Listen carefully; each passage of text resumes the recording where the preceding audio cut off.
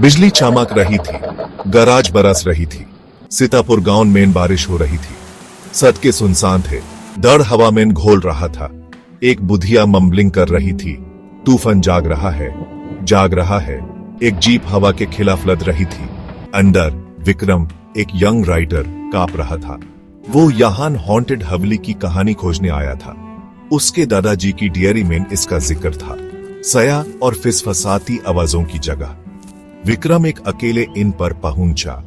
Innkeeper, एक बिना दांत वाला बूढ़ा, यूं घबराहट से देख रहा था।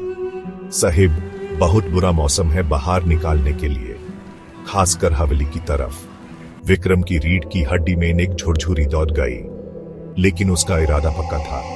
वो एक कहानी ढूंढने आया था और लग रहा था कहानी शुरू हो चुकी है।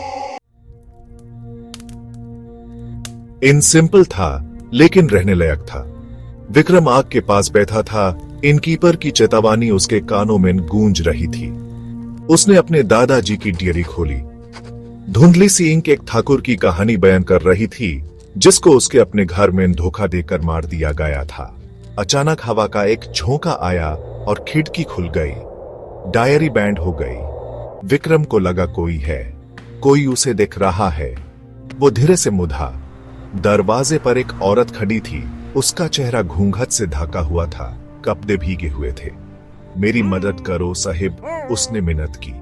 मैं खो गई हूं और अकेली हूं। विक्रम उसकी तरफ खींचा चला गया। उसने उस अपना कोट और आग के पास जगह दी। लेकिन जैसे ही वो रोशनी के पास आई, विक्रम ने कुछ ऐसा देखा जिसे उसका खून जम गया। उसके पैर जमीन को नहीं छू रहे थे।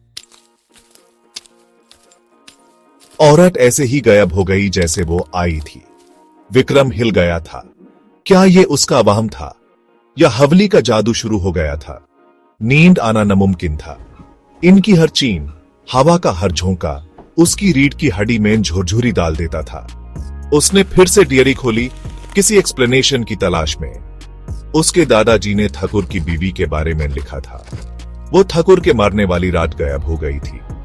कुछ लोग कहते थे उसने ही ठाकुर को मारा था, दूसरे कहते थे वो उसकी पहली शिकार थी। बाहर हवा जोर से चल रही थी। ऐसा लग रहा था जैसे वो फिसफासा रही हो। आओ हवेली में।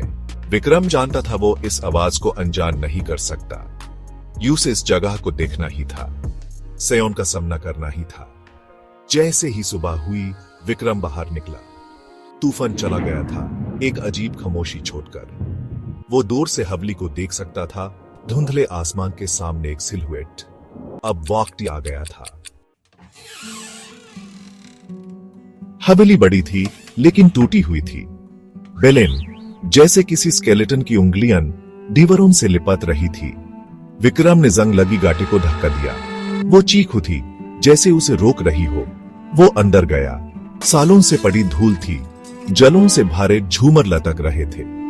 हवा में एक खामोशी थी और फिर उसने सुना एक हल्की सी सिसकी। वो आवाज के पीछे गया। वो यूस एक लंबे कॉरिडोर के आखिर में एक कमरे तक ले गई। दरवाजा खुल गया और वहां कमरे के बीच में इन वाली औरत खड़ी थी। वो मुड़ी, उसका चेहरा घम से भरा हुआ था। तुम आ गए, उसने फिसफसाया। वो तुम्हारा इंतजार कर रहा है। विक्रम का खून जम गया। वो अकेले नहीं था।